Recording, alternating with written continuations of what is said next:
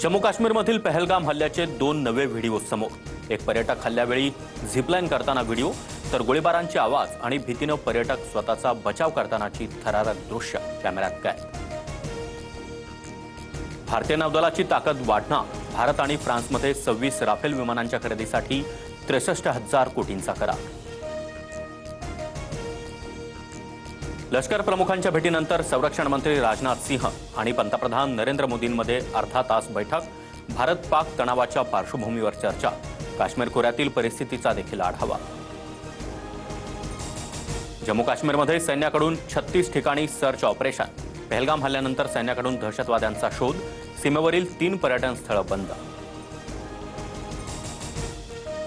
पहलगाममधील हल्लेखोरांचं location लष्करानं 5 दिवसात 2 वेळा शोधून काढलं. दोन्ही वेळा दहशतवादी दाट जंगलातून पळाले. काश्मीरच्या जंगलामध्ये दहशतवाद्यांचा शोध सुरू. सूत्रांची माहिती.